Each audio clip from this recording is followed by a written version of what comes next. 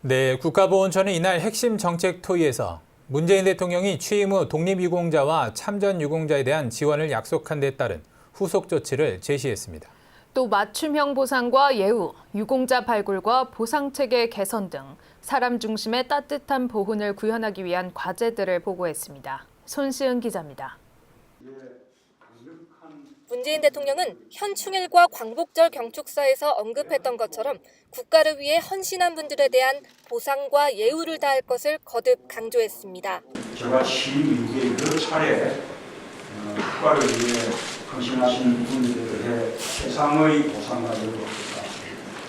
그렇게 말씀드렸고 또 보훈이 대국의 출발이 되고 그렇다라는 그런 원칙을 강조하면서 피우진 국가보훈처장은 문 대통령이 그동안 강조한 독립유공자와 참전유공자에 대한 지원을 강화하기 위해 후속 조치를 제시했습니다.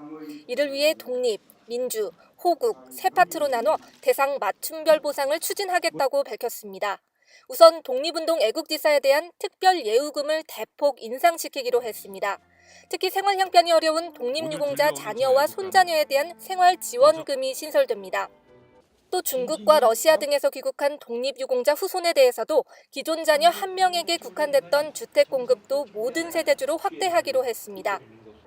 이제 고령이 된 참전 유공자에 대해서는 살아계실 때 제대로 보답하기 위해 참전 명예수당을 인상하고 보훈병원이나 보훈처 위탁병원에서 치료 시 비용 감면 혜택도 대폭 늘어나게 됩니다. 민주유공자에 대해서는 민주화공원을 정당하게 예우하기 위해 4.19 혁명 공로자 보상금을 인상하고 민주화운동 관련 시설이나 조형물도 새롭게 관리 대상에 포함하기로 했습니다. 군 복무 중 부상이나 질병으로 전역한 제대 군인이 국가유공자 대우를 받을 수 있는 심사 기준도 완화하기로 했습니다.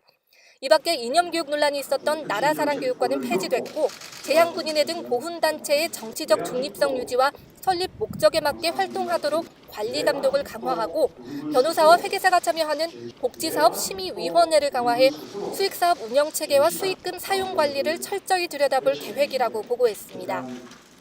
국방뉴스 손시은입니다.